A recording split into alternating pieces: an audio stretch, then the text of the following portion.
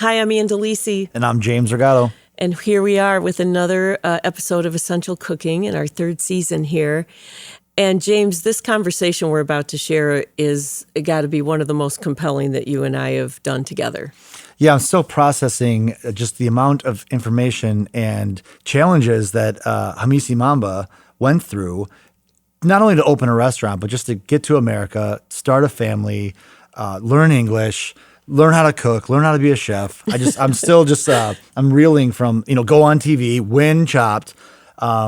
It's just what a remarkable human. Absolutely. And his incredible wife, who was really kind of the driving force behind the cooking itself, and his mother, which he talks about for sure. And then twin daughters that he didn't meet until they were all of 2 years old when he got here to the United States and landed in Detroit, of all places. It really puts things in perspective to hear a story like that and to meet somebody as ambitious as Mamba. Yeah, absolutely. And so we started the interview because I had you, who had been on Top Chef, and Mamba straight off of his win from the Chopped episode. And he was as surprised as anybody that he won. And so I thought that it would be a good way for us to start that interview. And so this is one of the more, as we said, one of the more compelling interviews we've ever done on Essential Cooking. And I thought that would be a good way to start with something you two had in common. So we're going to get to Mamba's incredible story right after this.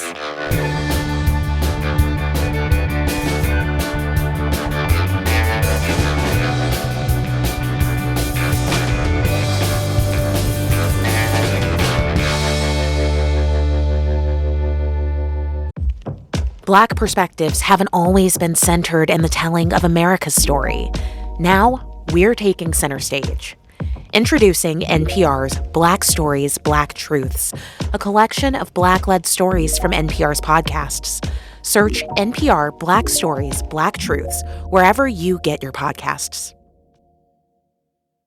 So here we are on Essential Cooking. I'm Delisi here with my pal James Rigato, and today we are joined by co-owner of Baobab Fare, Hamissi Mamba.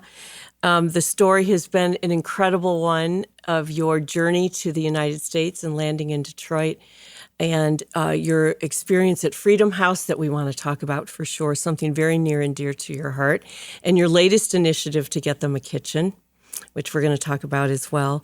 And then your recent, your recent victory, I guess, on Chopped. So I guess we should start with that because I have two people who have been on cooking shows at the same time. And I want each of you to kind of talk about what that experience was like. And Mamba, I know this is pretty fresh for you. You just went through that. But what was it like, and maybe what surprised you the most? I feel like my confidence when I went there not to win, because I was not the favorite to win the show. I went there just to tell the story and to talk about Detroit, to talk about Burundi, and to take advantage of that platform. That was all. For me, I was winning already. I remember the first day when we had the bureau, the food I made everywhere, I was like, wow, this is amazing. And then this guy, he is helping as a driver. He took me back to the hotel. He's like, if you make that meal similar to that, you're gonna win this. I'm like, the driver told you? Yeah, the driver told me. Yeah. I'm awesome. like, and then from there, I was going for the bureau. That's all. I know that after one, the first appetizer, I'm gonna be kicked out. I'm gonna go home. I didn't put pressure on myself. But that night, after he told me that, I was like, there is something here. Yeah. Why he say that? I was like, I went with another, I saw things in different ways. And then next day you start the show. It's a long day. And then you have to be intimidated by the chefs. I didn't even have my knife. Everybody has the knife, everything laying out on the table. I was like, oh my goodness, what am I trying to do? So it was a little bit intimidating, And then even before that, I was not in the kitchen that much. I cook at home. I cooked a lot of Baobab Fare, but I didn't wear that chef hat. Nobody knew. So I didn't have enough confidence. Yeah. That's probably why you were so successful, is because you went in there without nothing to those lose. expectations. You just went in there being yourself, being natural. That's probably was in your favor. Yeah, and then after that one, I cut myself. I was bleeding a lot. They don't show in the show, but I cut myself. I started bleeding a lot, and then the time was running. I have to step back, and then I was like, "Okay, what am I gonna do?" And then I came back. Everybody was almost halfway. What were you cooking at that time? So I have scallops, Oh, right. and then at the same time I'm cutting myself. I don't even know what I'm cooking because I never cooked scallops before. That was your first time cooking scallops? Yes, that's my first time cooking scallops. It's amazing. And then what I'm doing right now, right there, I'm smelling, to get idea what is close to. I'm testing raw scallops. Mm-hmm. So then to get idea what is close to. And then I say, okay, I'm going to make tacos. I'm going to make my tacos. I'm going to put my scallop inside. I'm going. So coming back from, I was bleeding and then they have to help me with it. I came back. Everything was good. I was like, okay, I have only 10 minutes, so I have to do something. And then I was like, okay, let me do it. Yeah.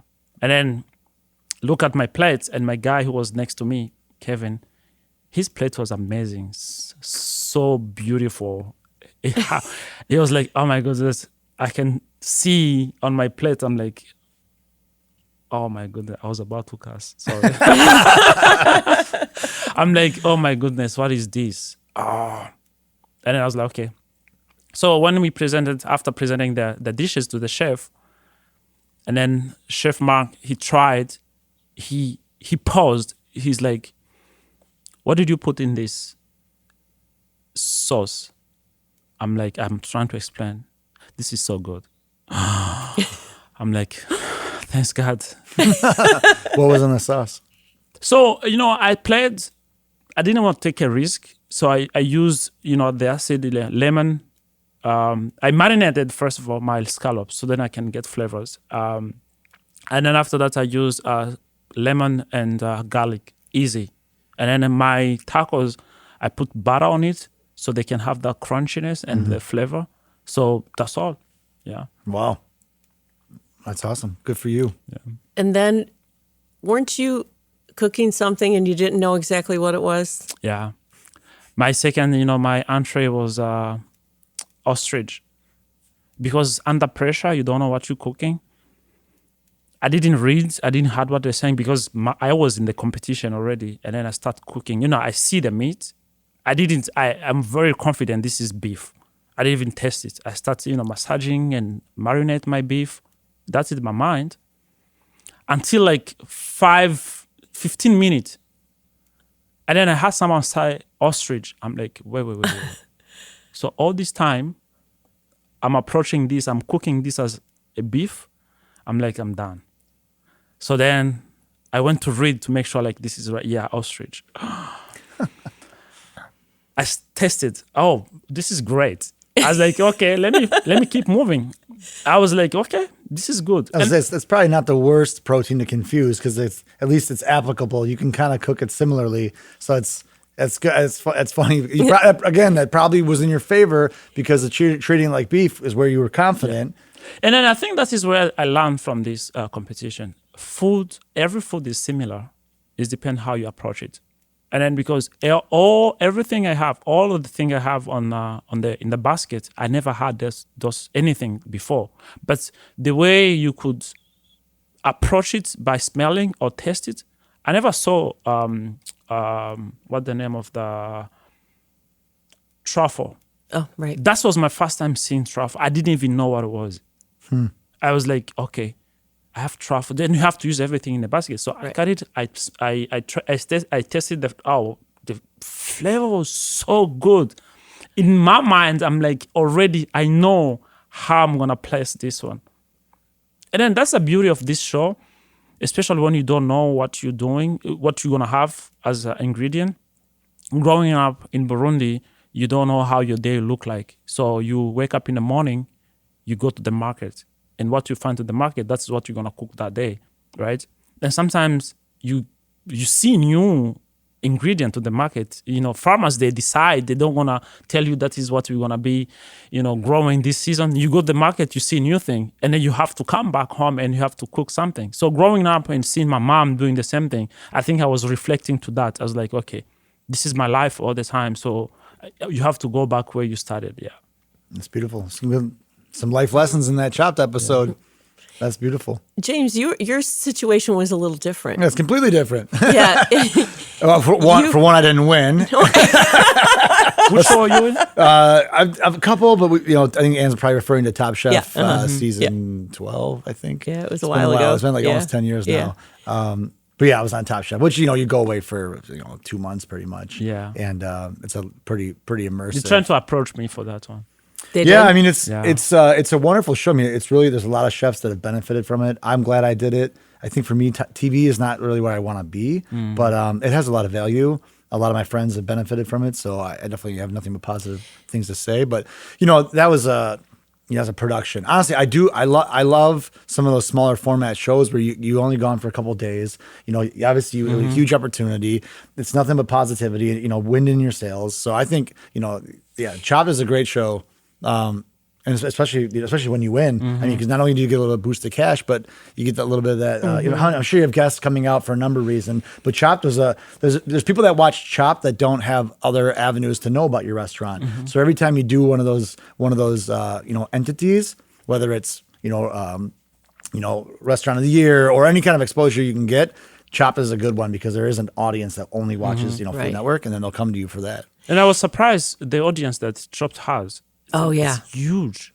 People come to the restaurant until now. Yeah. I love Chopped. I love Chopped. I love Chopped. I'm like, okay. I didn't know that it's huge. Yeah, like it's like a cult following for sure. What's interesting is you had to work alone, and you had to contend with other people. Yeah, I think that was different. Well, Top Chef too, you're living in a house with people, and then there's like individual challenges and there's group challenges. So I think, and it's also like, Top Chef is definitely geared towards like, you have to, it's for chefs. Yeah. Chopped is definitely like, it's a little bit more of a mixed bag of like career and life, people coming from different walks of life. So I think for you, instance, like, like you said, you weren't a traditionally trained chef, but coming here, you certainly are now. And so I think that Chopped is a great format for that. Top Chef is like, they really want chefs to battle chefs. It's a very, very industry focused show. But the thing about that, when you got knocked off the show, basically, that's when you had the opportunity to develop what Mabel Gray would be the biggest chapter of your life, ostensibly. Yeah, it's true. I mean, I always joked that like that was my first quarantine. It was like when you get kicked off the show, you're stuck in a hotel. But yeah, it's a lot more time to reflect, and look at who you are and where you want to be. So I think that, again, those smaller format shows, I mean, even some of the stuff like, we did that Gordon Ramsay show during COVID. That was like a week, and it's fun. So I think the competition isn't always my favorite. But I think that like the collaborative, the food as positivity is definitely where my head goes now. I kind of fatigue of the competition. Yeah. But again, I mean, I think that like I also did a grueling, season. Yeah. Sarah Welch was just on last season and she was in the top 3, I think, which is awesome. Mm-hmm. So I think everybody experiences it differently, but again, I think that Chopped is a great format, especially when there's a restaurant attached, because people get excited about it. I mean, even if you're knocked out quickly, I think that you're there, you're talking about your restaurant. There's a little bit of B-roll. People get excited about it. So it's a great show for people who have businesses attached to it. Mamba, let's go back to Burundi. You talked about your mom and watching her cook. It's such a faraway land for all of us here. And I wanted you to talk about what it was like, what your association with food was like when you were a kid, and then how you started to cook. And of course, your beautiful wife gets a lot of credit here. No, thank you. Yeah. No, it's very emotional.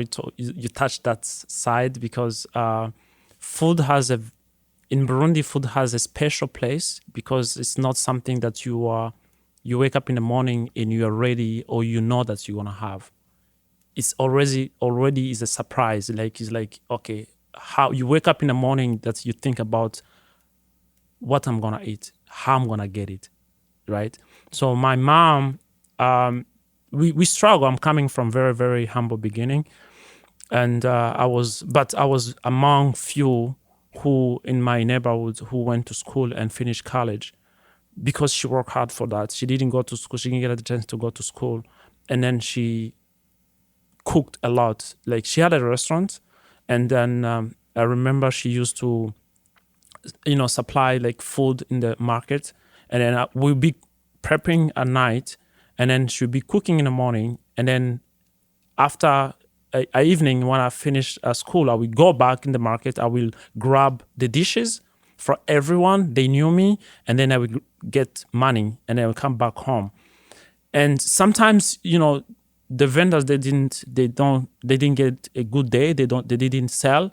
So I will have my notebooks. I will write them down. So I come back. We're gonna do like, she will be asking me who paid, who didn't pay. Okay, because everybody knows me, so it'll be easy. They will call me, Mamba, come over. Take it. But for her, was not making money. Was making sure like first we have a meal every day we can eat, and second, even the kids in our neighborhood can have the meal, because most of all the friends, all my friends would come to eat at the restaurant. So for her, they was not a business, was to make sure like the family is fed, the neighborhood is there, so they can not miss anything.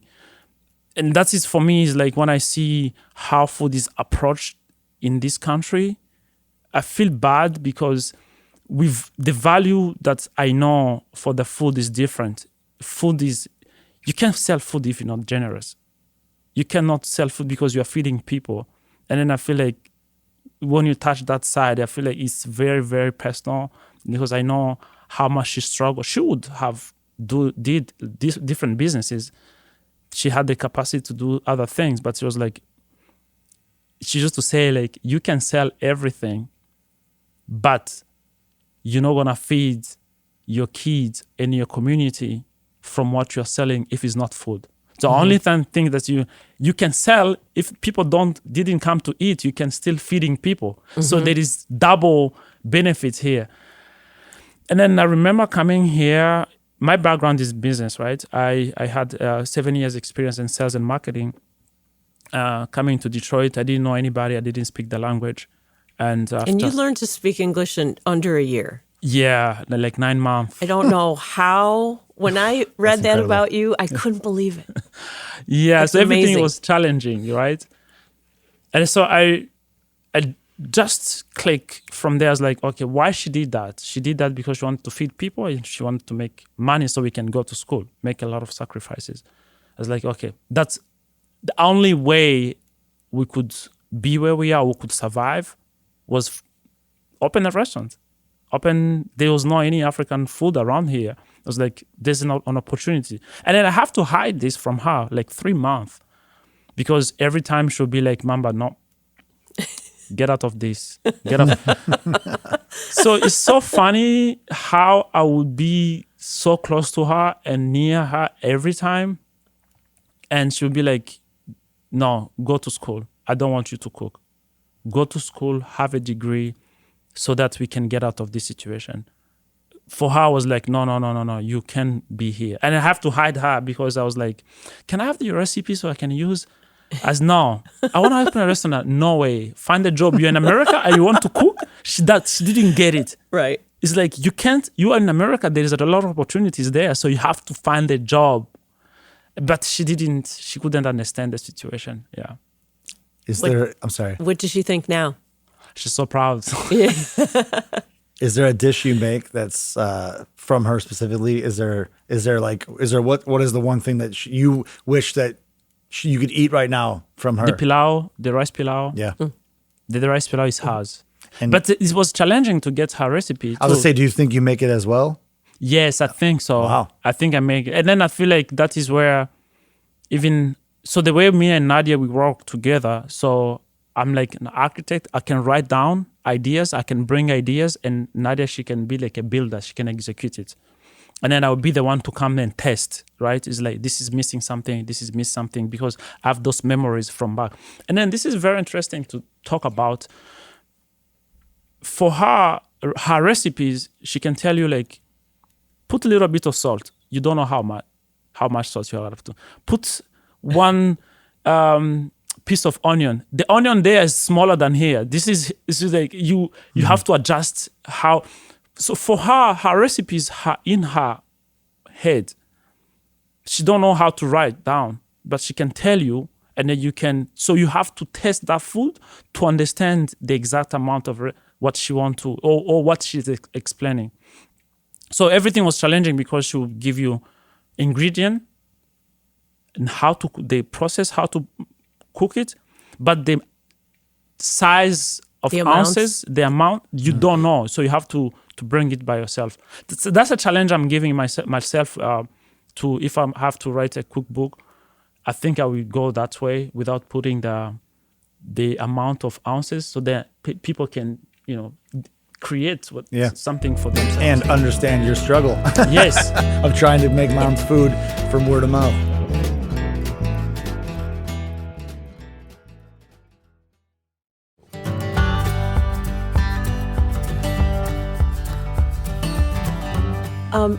Mamba, we should talk about Nadia a little bit because her story is so compelling. Yeah. And your story together certainly is, but her personal story is, it's inspirational for sure. And she was incredibly brave.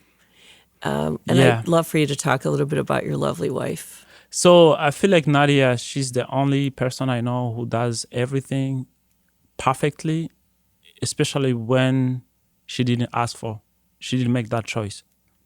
Everything she's been in, or everything she's doing, she never asked for, or that was not her plan. This is something planned that is happening, and she follows and she make it the right way. Nadia worked in a non-profit back home in Burundi, and then she was at that time that non-profit was trying to help kids, right? And then she found out kid was not going to school because moms was raped by people who were very close to the government and the police. At the same time, so she thought these kids are not going back to school because they don't have enough food. She brought a program so where they can cook food at school so kids can come. And then it didn't work out. That didn't happen. She was like, she started digging in. What is the problem? And she found out like this mom was afraid to send their kid at school. Even the school couldn't enroll them because you cannot be enrolled in Burundi if you don't have mom and dad's names. Oh, okay. So she was fighting, which she's like, okay, I understand, but this is exception. You have to waive. So this policy, those kids can go back to school. And then, unfortunately, people who was behind tried to kill her. That's the reason that she have to come to the United States and find herself at Freedom House. And get at Freedom House. After a couple of months, she found out she was pregnant. Again, she didn't ask for it. And then after, and you weren't with her. No, I was back in Burundi at that time. You were back in Burundi, and she was here. Yeah, she was here. And after a couple of months, she found she has a twins. Again. And then I had to wait. We have to wait like 2.5 years before I came here. So everything for her was like, okay, how am I gonna make it? And then she's brave enough to overcome. I don't even know how she does it to overcome all those situations. And then I remember, even for business side, when I came home, I was like, okay, we have to start a business. Just like, business? What kind of business? She's an amazing cook. If she's cooking, that's why people didn't even know that I can cook because she's in the kitchen. I'm like, no, I cannot do nothing. So she was like, okay, because of that trauma she went through, she's like, I don't see anything that can work with me. She lost her confidence when I say like, hey, let's start a business, right? So after that's we're just leaving Freedom House. Then we were going through Hatch Detroit competition. I say, can you make some food so then we can bring so for judges? It's like, okay. She didn't want to do that. And then after she joined the restaurant again, she joined. Everything she joined. And then she's a very tough woman, but you have to know her to discover that. She's so sweet from outside and calm. You don't gonna see her on TV, on news, on anywhere. We try to force her right now because people claim her. But it's not her thing. Even for Chopped, right? the invitation was destinating to her. She was the one who's supposed to go. Oh. Yeah, because it's like, okay, Nadia can come. I was like, no, I cannot go there. I was like, this is a huge opportunity. I have to go. And she's the one who has the more cooking experience. Yes. Yeah, but she can't cook under pressure. Yeah. She can't even cook when people are singing. Really? Yeah. This is not how she is. Well, I'm glad we're talking about Yeah, her. she's not. I mean, that's just. I mean, I know we touched on it quickly, and maybe more people know, but she's here at Freedom House in Detroit. Pregnant, has twins, and you aren't coming stateside until two more years. Two and a half, almost two. So she came 2013 April. I came 2015 in November. Wow. Yeah. And that was the first time Seeing the girls. Seeing the girls. Yeah. First time seeing the incredible. girls. Same time being dad, I would say. There's so many things about like one element of this vast story is really intense to understand. For so many people, I think so many of our listeners just living their lives, looking at minor inconveniences, and then you hear this story of how you how you built not only the restaurant but your life here. It's remarkable. I mean, even just one detail is just very very very hard to imagine. Thank you. I don't even know how we do that. But I feel like the secret here is the team that me and Nadia has started as together, and then the team that we have right now. And At the restaurant? At the restaurant, yeah. How people, how staff and managers and everyone believe in what we are doing. How many employees do you have right now? We have 38. Wow, that's a lot. Yeah, we have 38. And so what are your hours right now? 11 to 9, Tuesday to Saturday. So 5 days. And Sunday, 11 to 8. Okay. 6 days. 6 days. Yeah. And are you prepping on the 7th day too? Or you got someone's always at the restaurant? So we prep every day. That's a challenge that we have. That's why we are looking for a second location. Yeah. It was very important because we have a very small kitchen.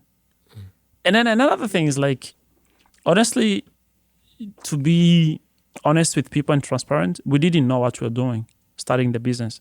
No, nobody does. I mean, you open a restaurant, even if you think you know, you don't know. Yeah, Because how busy? Okay, look at your first year, right? You probably were doing okay, but now, right?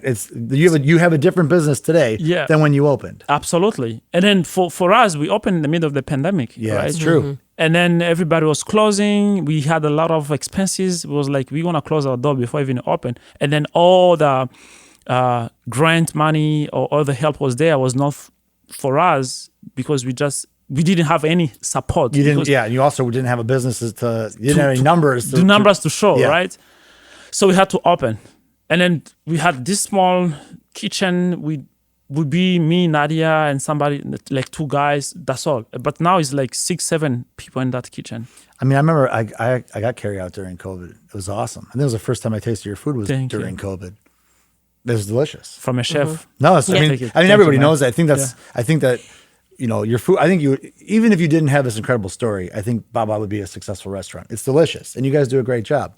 I'm just like, hearing these things in chronological order and unraveling them. I mean, it's remarkable. I think it's why you've told this story so many times, why so many people are interested in it, because you have something that would be good regardless. And then you add all the difficulties that you've had to overcome. But I think like food, they've not to be cliche, but they've enhanced. You've taken these challenges and you've made them enhance your business and enhance your vision. And I think that's what chefs do. And why maybe you're not, your business background, 7 years sales and marketing, but it seems like you have the spirit of a chef. Your mom certainly did. Yep. And that's, I think you're seeing it in real time right now, or we are seeing it in real time right now. Mamba, let's talk a little bit about landing. Of all the places you could have ended up, you ended up in Detroit. Yeah. Into this completely different world. And Nadia's, pregnant with twins, and she ends up at Freedom House. Yeah. And they really took care of you both. I hated girls. Detroit. I came in November. It was so cold. What's the average temperature in Burundi? I would say 80s. Yeah. Yeah, 70 something. So you ended up here in November. That was a bad time for you to show up. Crazy. It's a rough month for your first visit. Yeah.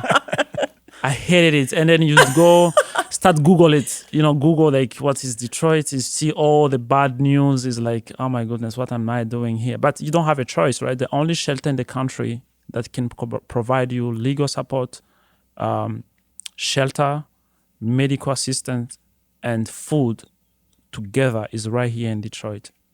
That's only because we didn't have anybody, so it was just right here in Detroit. So I always say it was not a choice, but was a destiny for us. And for that's after that one, I feel like the spring came over, we loved it. Summer, I was amazing. I was like, oh, let's stay there. I can do this. It's if it's not forever, if it's not, it's okay. So, yeah, and then, Freedom House is not only that, you meet people from different backgrounds all over the world, right? And you learn. That's the most thing I always say. You learn from other people's culture. So, and respect other people's culture. And they love you from the perspective that you have from those people, right? And then I feel like it was a good school. It's still a good school. And then you see like everyone who's in the house had something back home. So you can't make it to Freedom House if you didn't have a good job. If you will not reach back home because it's very, very expensive from where you're coming from in Africa to make it to Detroit, right, to Freedom House. So that means that person has a background. Mm-hmm. That person has something. And you see people, they're coming to Freedom House, they're getting humble. You have to start from zero. You have to start again. And then you find in a room, if someone is telling you what he was doing, I was a doctor, I was doing this, I was a lawyer, I was this, I was an engineer. I was like, wow. So you start realizing how life can turn in a short amount of time. You worked in a factory, right, in Belleville? Yeah, I worked in a factory in Belleville after getting my jobs. I couldn't get a job in Detroit around. Right. There was nothing around here. So I get a job in Belleville. So I'll drive there. But again, I would think about my mom. I was like, Mamba, go back to school. You can have a better life. I was like, this is not the life that my mom could be proud of. Or this is not something I want to give back to my kids, right? And again, there's nothing wrong, but you are with machines, right? Again, my English is still, I don't know how a lot of things, people, communication, and I'm not going to learn anything about this country, about the culture, about the language with machines. I need to interact with people. I need to talk with people. And then that was my thing. I was like, I have to get out of this situation. Yeah. How has the Detroit community received Bob? They loved it. It was not easy the first time, when we started, because they didn't understand, they didn't know what was, the concept. And then we start doing we did a lot of street food festivals. So we bring like our tents and our table, we start selling food, we start talking, telling these stories and telling who we are and why we are here. Sometimes like, why Detroit? Yeah, of course. Yeah, because we don't have any home now. That is our home. And then we are here to stay. We are not here to go. So this is the only home we have. And so once people start getting that message, they support you. They are there for you, And people who I would always be grateful for is Sandy Levine. Sandy Levine. So Sandy Levine was So Sandy Levine, he was the first person who has introduced me to the food industry in Detroit. He has, I think, an event, and then he brought me in. I started, meeting. Again, this is not my background. I don't even know anything. I remember, like, my first time, the architect was asking me, write down your menu. I don't have a menu. I don't know how to do this. It's like, what you want to be cooking? I'm telling her what I'm cooking is like, really? How are you going to cook this? So it's all those challenges. But again, we had people in Detroit who was there for, to help. This is not just me and Nadia or Baba. It's the whole community has helped us to be where we are right now. And we are so grateful. I think that's something special too about our food scene here is we don't have such a huge food scene that it feels like competition. Yes. And Sandy's a great ambassador of that. He's always had an open door policy. He's a wonderful guy.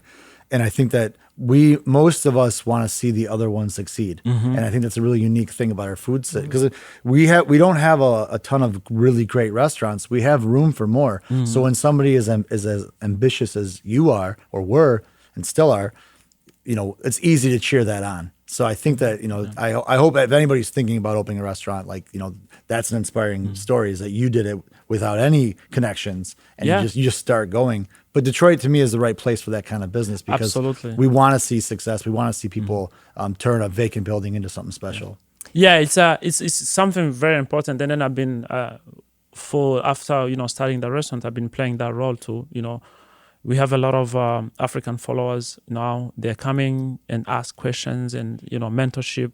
Like last year, we had little Liberia who won the Hatch prize, and then I was mentoring her. And you see, we give our space too for free of charge every once Monday of the month when we close, so they can have pop-up there. And so then this is, as you say, like a lot of people did us to us, and then we didn't want to break that chain. Yeah. How we can keep doing these things to help others. Yeah. And we have such a good pop-up scene in Detroit for that reason. Mamba, I wanted to talk a little bit about Freedom House and the kitchen you're trying to build there. So you donated your money from your winnings from Chopped to get this going. And you're trying to build them a proper kitchen there, especially given how many people will continue to come through there and want to cook. Certainly if you come to this country and you want to be able to cook food from your homeland, from your country, and have a space to do that, I'm sure that's got to be part of why you wanted to do it. So tell us how it's going with raising money for getting this kitchen. It's a big undertaking for sure. Oh, for sure. But again, I want to touch one point why it's very, very important to have a kitchen at Freedom House. Yeah. Freedom House has now 75 residents living in the house, and then they don't have a kitchen. Remember, everyone who lives in Freedom House, the only thing, everyone who's there has a mental health problem now because the stress they're going through. First of all, you don't know how your case is going to be. They may deport you. You have a family back home, and the family think that you're in America, so you can support them, and you don't have nothing. So there is a lot of things going on mentally. The only place that they can get the therapy is in the kitchen, make food. That's the only place you see people happy at Freedom House. You go in the kitchen, you make food, you eat. That's the only thing that's the only thing that can make people happy. And then imagine you don't have that small thing. I call it small because it's what they are dealing is huge. The small thing that's very primary, everyone is a right for everyone, I think, to have a kitchen, to have where to cook, but they don't have it. So going there, I was like, I felt so bad because it just moved for a new building and that building doesn't have a kitchen. I was like, I think this is something we have to. So after I was like, okay, how about if we start a campaign so we can raise more money so we can build this kitchen? Again, it's not just me and Nadia, it's the community. We're gonna bring everybody together so we can do this. So we started as a campaign. We have a spot fund campaign, and people can donate there. Also, I'm gonna start doing different events. Cooking. So one event that I'm planning to do is the same menu that I did at Chopped, to have that one so we can raise more money. We don't know the venue yet. We don't know where we're gonna be, but that's what we wanna do, and keep pushing this so we can build the kitchen. It's needed. We're targeting 120,000, and I feel so far we are almost at plus what I've put in, and so a big donor that does it. Someone just donated 10,000. We're almost at 40K.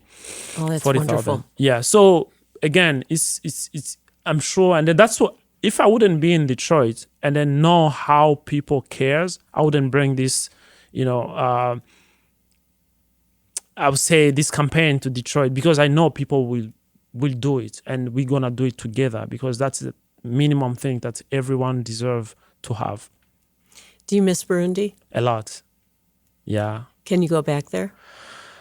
Not now. I'm in my process of getting my citizenship. So maybe once I get it, if I'm going back as a U.S. Citizen, so I will be protected. Yeah, but I can't wait. It's and again, we do a lot of business too back there. We started because Burundi is well known on coffee. Yeah. The best coffee in the world is coming from Burundi. So, but unfortunately, farmers over there, they don't get anything from what we enjoy here. So we started working closely with farmers. So we bring coffee from Burundi and we roast here in Detroit and we sell around.